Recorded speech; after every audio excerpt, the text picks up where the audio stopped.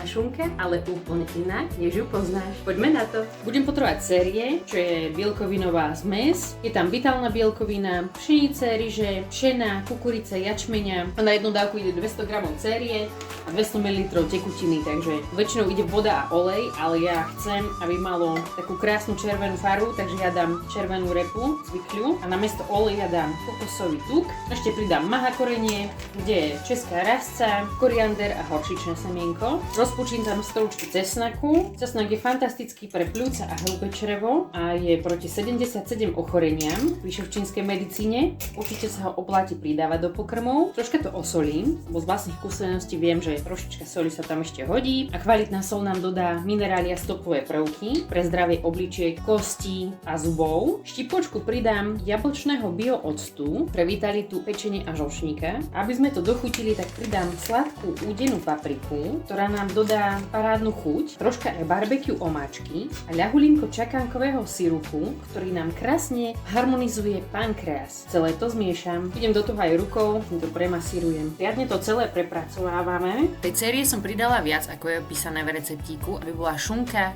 viac hutná a urobím z toho taký bochníček. Zakriem potravinovou fóliou a nechám to hodinku odležať. Ak máte čas, kľudne aj celú noc.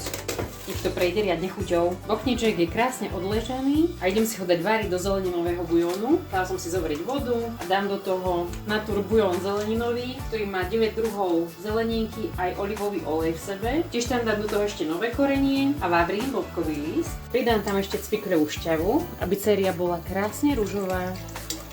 A do našej série napícham klinčeky, takto dookola zopár, ktoré sú zároveň antiparazitálne a tiež podporujú aj zdravie ústnej dutiny a pľúc a dodajú nám do toho parádnu chuť. A vložím ho do vývaru a budem ho variť nejakých 50 minút. Keď je uvarené, idem ho vyťahnuť a povyberám stadiaľ tie klinčeky. A ešte si ho idem ponatierať sósom z čakánkového sirupu, červenej údenej papriky, blahodárnej pre srdiečko a tenké črevo, barbecue omáčky, čierneho mletého korenia a soli.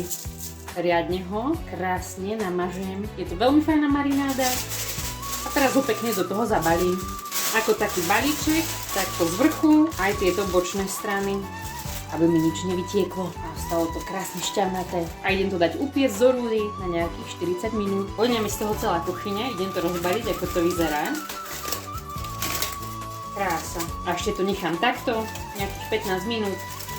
Nech sa zapečie aj tá kôrka na vrchu. Vyšlo to fantasticky. Chrumkavo a šťavnato to vyzerá. Poďme ho rozkrájať.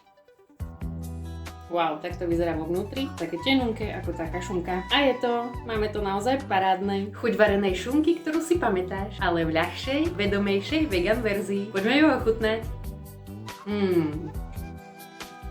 Je to výborne dochutené. Určite prekvapíš seba aj návštevu. A vyskúšajú aj so zemiakovým šalátom alebo ako knedlo céria zelo. A viacej tipov a receptíkov na YouTube Lenka Slniečková. Maj krásny dníček, ahoj!